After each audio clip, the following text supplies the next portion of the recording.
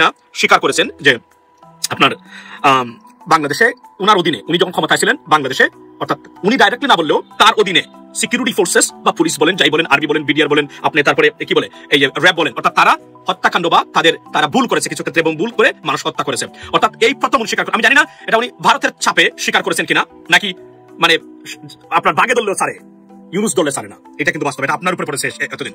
আজকে 1.5 বছর হতে চললো, একটা হত্যার দায় স্বীকার করেননি শেখ হাসিনা, অথচ উনি প্রায় 2400 থেকে 2500 মানুষ, যদি আমি এখানে আমাকে ভুল ধরেন, যদি আমি জাতিসংঘের মানে কথাই ধরি, তাহলে কমসে কম 1400 অর্থাৎ 1400 আপনার মানুষকে হত্যার দায় শেখ হাসিনা এবং তার সিকিউরিটি ফোর্সের উপরে আছে, অর্থাৎ আপনারা জানেন। এবং এই হত্যাকাণ্ড নিয়ে বর্তমানে বিচার চলছে আন্তর্জাতিক অপরাধ ট্রাইব্যুনালে, লেডিস এন্ড জেন্টলম্যান। এবং এটা স্বীকার তো করা দূরে থাক, আওয়ামী লীগের যারা পালিয়ে গেছে, যারা দুর্বৃত্ত ছিল, তারা এটা নিয়ে তুচ্ছ তাচ্ছিল্য করে কিভাবে শেখ হাসিনা ডক্টর ইউনূস গভর্নমেন্টের উপরে এবং ছাত্র জনতার উপরে পুলিশ হত্যা থেকে শুরু করে এই ছাত্র হত্যার দায় ছাত্রদের উপরে চাপিয়ে দেওয়ার জন্য যে মেকানিজম বা মিথ্যাচার প্রপাগান্ডা চালানো দরকার, তার প্রত্যেকটা কাজ সুচারুভাবে তারা করে যাচ্ছে প্রতিদিন, যেগুলো আমরা দেখেছি। কিন্তু আমি জানি না এটা একটা গ্রেট ডেভেলপমেন্ট, আপনার আমি যদি বলি যে গ্রেট ডেভেলপমেন্ট ও গ্রেট নিউজ, অথবা আমি যদি বলি যে এটা এক ধরনের বমশেল নিউজ, মানে এই মুহূর্তে আমরা পেলাম ভারতের একটা হিন্দু পত্রিকা তারা দিয়েছে, আমি আপনাদেরকে পড়ে শোনাবো, আমি দেখানোর চেষ্টা করবো লেডিস এন্ড জেন্টলম্যান, যে তারা বলছে শেখ হাসিনা অবশেষে স্বীকার করেছেন যে সিকিউরিটি ফোর্স কিছুটা হত্যাকাণ্ড বা তারা কিছুটা বাড়াবাড়ি করেছে, তারা অর্থাৎ উনি নাই। কোয়েশ্চন ইজ সিকিউরিটি ফোর্স কার অধীনে ছিল? ডাইরেক্টলি শেখ হাসিনার অধীনে ছিল, এবং উনি যে নির্দেশনা দিয়েছেন প্রতিটা ক্ষেত্রেই আন্তর্জাতিক অপরাধ ট্রাইব্যুনাল তারা ডিজিটাল এভিডেন্স দিয়ে সারা প্রমাণ করার চেষ্টা করেছে, করার চেষ্টা নয়, তারা করেছে তারা, এবং তারা দেখিয়েছে। এবং এই ধরনের আপনার এভিডেন্সকে অস্বীকার করার ক্ষমতা পৃথিবীতে কারণে কোনো আদালতে নেই। জাতিসংঘের মতো মানে আপনার সংস্থা যেখানে বলেছে হত্যাকাণ্ড শিকার হয়েছে, হত্যাকাণ্ড গঠিত সংগঠিত হয়েছে, অর্থাৎ আপনার এবং সিকিউরিটি ফোর্স দ্বারা আপনি নির্দেশ দিতেন, এটা তো প্রমাণ করেছে আন্তর্জাতিক অপরাধ ট্রাইব্যুনাল, লেডিস এন্ড জেন্টলম্যান, তারা আদালতের প্রত্যেকটা জায়গাতে। So ladies and gentleman, it's a great news for Bangladesh. And এই যে আপরাইজিং বা জুলাই হত্যাকাণ্ডে 36 জুলাইয়ে শেখ হাসিনার ভূমিকা, আওয়ামী লীগের ভূমিকা, so this is the finishing line of Sheikh Hasina's political career. That is, I can tell you, and I can draw this conclusion because এই স্বীকার করে নেওয়ার মাধ্যমে আপনার এটা প্রমাণ হচ্ছে। এখন ধরেন অটোমেটিক্যালি যাদেরকে আটকানো হয়েছে তাদেরকে জিজ্ঞেস করলে যে শেখ হাসিনা বলছেন security force, who ordered them? And it is the international tribunal, আপনার যেটা আছে, মানে তারা বিয়ন্ড রিজনেবল ডাউট তারা প্রমাণ করেছেন এটা directly ordered by Sheikh Hasina. সুতরাং এটা তারা প্রমাণ করেছেন, এবং এটা নিয়ে আমরা কথা বলেছি, ভিডিও আছে প্রত্যেকটা জায়গায়। Even not only that, BBC, Sky News, even the Al Jazeera, তারা ফরেনজিক এভিডেন্সের মাধ্যমে প্রমাণ করেছে শেখ হাসিনার কণ্ঠ, এটাতে কোনো মিস্টেক নেই। যদি আওয়ামী লীগের নিজুম মজুমদারদের মতো কিছু টুকাই শ্রেণীর অ্যাক্টিভিস্ট যারা আছে, মানে বিকৃত মানসিকতার অধিকারী, তারা গিয়ে বিবিসির বিরুদ্ধে প্রতিবাদ করেছে। সো তার যে পলিটিক্যাল ক্যারিয়ার, ইটস ওভার, তার ডাইনেস্টির পলিটিক্যাল ক্যারিয়ার, ইটস ওভার। নাও ফিরতে পারে কিনা? Yes, maybe there is a chance. যদি worst case scenario Awami League এবং জামায়াত এবং বিএনপি একে অপরের মাংস খায়, তারা একে অপরের হাড্ডি খায়, তারা এর বাইরে আওয়ামী লীগের ফেরার আর ক্ষমতা আমি কোনো সুযোগ দেখতেছি না। শেখ হাসিনা আওয়ামী লীগের কথা বলছি না, on top of it international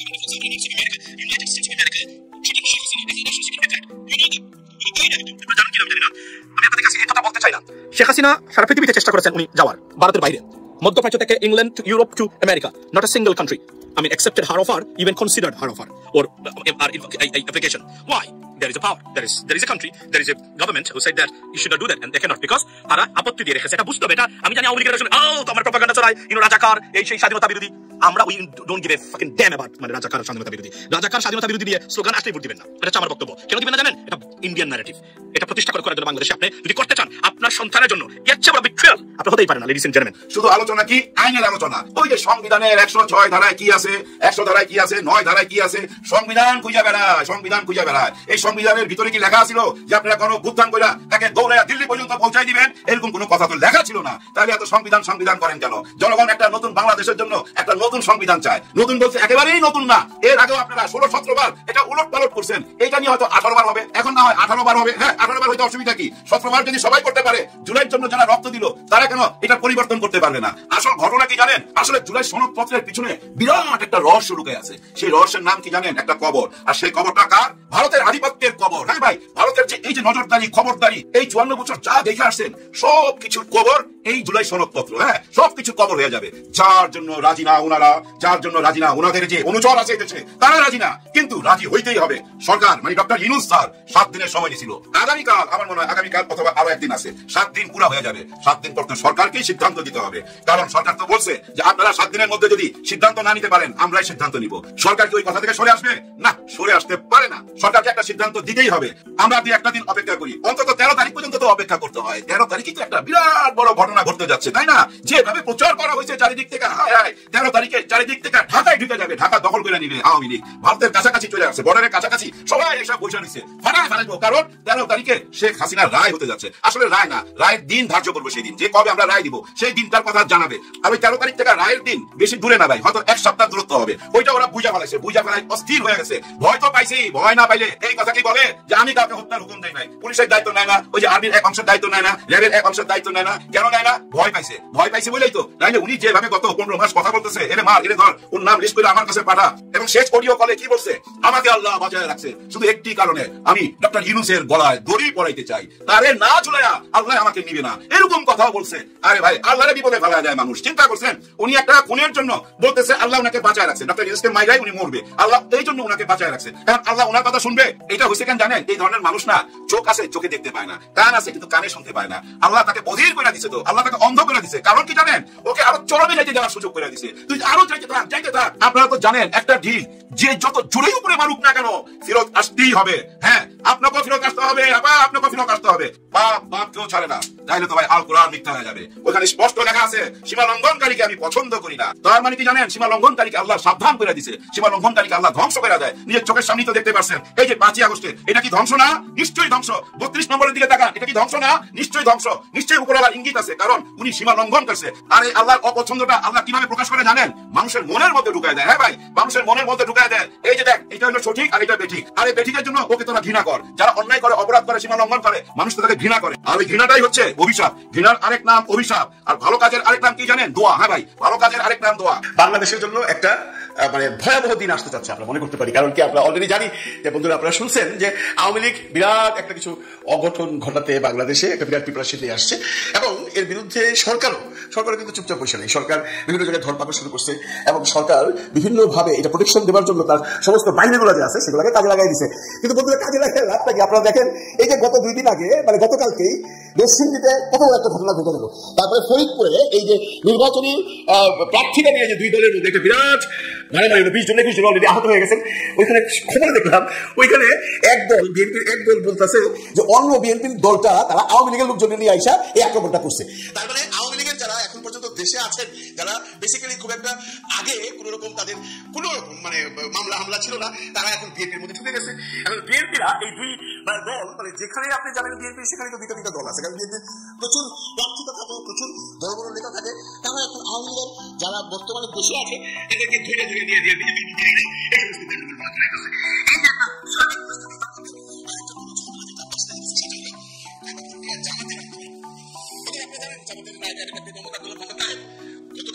একটা অনুষ্ঠানে বলে দিচ্ছেন যে সরকার এখন তাও বাংলা করতেছে।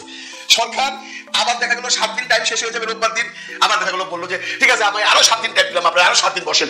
এই করতে করতে সরকার নাকি গণভোটটাকে নিয়ে যাবে ইলেকশন অব্দি, এরকম একটা ভাবনা জামাতের আছে। তাহলে জামাত কি এই যে 11 তারিখে যে তাদের আন্দোলনের কর্মসূচিটা দিয়েছে সেটা থেকে তারা পিছিয়ে আসবেন না, তারা সেই আন্দোলন রাখবেন। এখন প্রশ্ন আসতেছে, দেখেন, শক্তিমত্তার পরিচয় যদি দিতে হয় তাহলে সবাই কিন্তু দিচ্ছে। গতকালকে মানে আজ 7 তারিখে বিএনপির যে বিভিন্ন গণমিছিলগুলো ছিল সেগুলোকে কিন্তু আপনি ফেলাই দিতে পারবেন না, তাদের বিরাট বিরাট মিছিল। যদিও তারা বলছে বা অন্যান্য অ্যানালিস্টরা বলছে এগুলো সব নির্বাচনী মিছিল। ভাই, নির্বাচনী মিছিল হোক আর আন্দোলনের মিছিল হোক, মিছিল তো মিছিলই। তো বিএনপি যদি এরকম বড় বড় মিছিল দিয়ে তারপরে রাস্তায় নামে, যদি এই মুহূর্তে বিএনপি ওই লাইনে যাবে না, কারণ বিএনপি এখন আছে একটি ধারণা, সেটা হলো তাদের নির্বাচনী বৈতরণী পার হতে হবে, মানে নির্বাচনটা যেন সময় মতো হয়। এখন প্রশ্ন আসছে, আসলে কি নির্বাচন সময় মতো হবে? আপনার কি মনে হয়? আমি তো এর কোনো আলামত দেখছি না। সরকার এই যে বলটা কোর্টে ফেলে দিয়ে নিশ্চিন্তে বসে আছে আর বলছে যে তোমরা আলোচনা করে একটা মীমাংসা দাও। এইখানে এই দলগুলো বলতেছে যে ভাই, তোমরাই, মানে সরকারকে বলছে যে তোমরাই এই যে ঐকমত্য করলা, তোমরা আমাদেরকে নিয়ে বসলা, তোমরা আমাদের কথা শুনলা, এখন আমাদের যত প্রপোজাল আছে আমরা তোমাদের কাছে দিলাম, এখন তোমরা সেই প্রপোজাল নিয়ে বলতেছে আমাদের কাছে, আমরা কি করবো? এটা তো কোনো কথা নাই। এটা আসলে আমি দলগুলোর সাপোর্টে বলতে চাই, দলগুলো তো যা বলার বলে দিছে।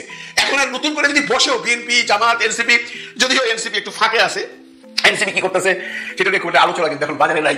এনসিপি আছে তার প্রার্থীতা মনোনয়নের জন্য, কিন্তু এই যে এই পার্টিগুলো যে আছে, তারপরে এই জামাত আর বিএনপি, ওরা আছে ভাই মহা টেনশনে। ওরা ভাবতেছে যে কি হবে। দেখেন, অলরেডি প্রার্থীতা ঘোষণা করে আমাদের এই যে বিএনপি একটা ঝামেলায় আছে। নর্মালি কিন্তু এত তাড়াতাড়ি প্রার্থীতা ঘোষণা হয় না।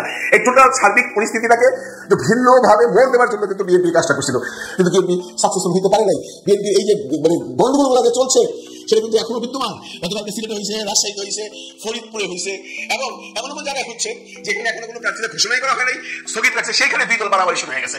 এখন প্রশ্ন হলো, এই যে ইলেকশনে এত প্রিপারেশন নেওয়া হচ্ছে, আদৌ কি ইলেকশন হবে?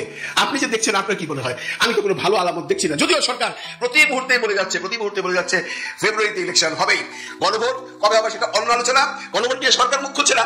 এবং এই জুলাই সনদ বাস্তবায়ন নিয়েও এখন একটা নতুন কন্ট্রোভার্সি তৈরি হয়েছে। কি, কে জুলাই সনদের এই যে দলিলটা স্বাক্ষর করবেন, প্রধান উপদেষ্টা না রাষ্ট্রপতি? এইটা নিয়ে যদি আপনারা বিভিন্ন টক শো দেখেন, তাহলে আপনাদের নিজেদের মাথা খারাপ হয়ে যাবো। ভাই, আমার নিজেরই মাথা খারাপ হয়ে যায়।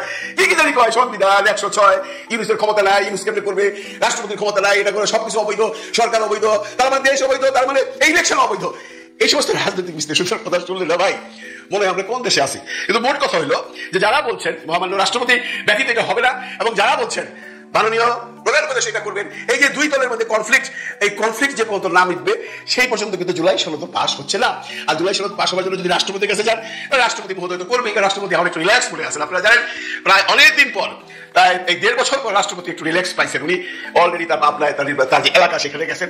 এতদিন কিন্তু বেচারা একদম গৃহবন্দী ছিলেন। আমরা দেখছি যে ওনাকে আমরা কোথাও কোনো জায়গায় পাইনি। যদিও রাষ্ট্রপতির কাজটা কি ছিল ভাই বাংলাদেশে? রাষ্ট্রপতির কাজ ছিল বিভিন্ন দেশের যখন কোনো নতুন অ্যাম্বাসেডার আছে তাদেরকে রিসিভ করা, তাদেরকে পরিচয়পত্র দেওয়া, এবং দুই এক জায়গায় কোনো কিছু উদ্বোধন করা, এবং সরকার প্রধানের সাথে মাঝে মধ্যে আলোচনা করা। মানে রাষ্ট্রপতি ছিল ছোট জগন্নাথ। এই ছোট জগন্নাথটা যেন না থাকে, রাষ্ট্রপতির যেন ক্ষমতা থাকে, এটা নিয়েও কিন্তু জুলাই সনদে অনেকগুলো কথা লেখা আছে, অনেকগুলো ক্লজ দেওয়া আছে। এইগুলো যদি না হয়, তাহলে পরবর্তী যে রাষ্ট্রপতি হবেন তিনিও ছোট জগন্নাথ হবেন, এই শাহাবুদ্দিন সাহেবের মতো। এবং শাহাবুদ্দিন সাহেবকে এখন পর্যন্ত যে অবস্থায় রাখা হয়েছে, এটা অ্যাকচুয়ালি এইভাবে রাখছে যে ওনাকে যদি কোনো কারণে এখন ছুঁড়ে ফেলে দেওয়া হয় বা ওনাকে যদি পদচ্যুত করা হয়, তাহলে বাংলাদেশে এখনো যে সাংবিধানিক আলোচনাগুলো হয় সেগুলো বন্ধ হয়ে যাবে। এই জন্য তাকে একটু রিল্যাক্স দেওয়া হচ্ছে। তাকে এই প্রথম, মানে এতদিন পরে প্রথম তাকে পাঠানো হয়েছে বাইরে। এর আগে কিন্তু বাইরে জানা গৃহবন্দী ছিলেন। আমরা দেখছি ওনাকে অপসারণের জন্য অনেক ধরনের কাহিনী হয়েছে ভাই আমাদের দেশে, সেগুলো এখন অতীত। তবে রাষ্ট্রপতির এই রিল্যাক্সেশনটা দরকার ছিল, কারণ সামনে রাষ্ট্রপতিকে হয়তো আমাদের দরকার হবে। তো বন্ধুরা, আর বেশি দিন নাই, একদিন বা 2 দিন, এর মধ্যে আমরা যাই না যাবো যে আসলে রাষ্ট্র বা দেশ বা সরকার বা দলগুলো কোন পথে যাচ্ছে। কিন্তু আমরা কেউ আশাহত হইতে রাজি নই। আমরা চাই এই ইউনূস সরকার, আমাদের সেই প্রাণপ্রিয় ডক্টর মোহাম্মদ ইউনূস, এমন একটা সমাধান দিয়ে দিবেন যাতে রাষ্ট্রের মধ্যে বিভাজন না হয়, জনগণের মধ্যে কোনো রকম অশান্তি না হয়। কারণ আমরা এই বাংলাদেশের জনগণ প্রচুর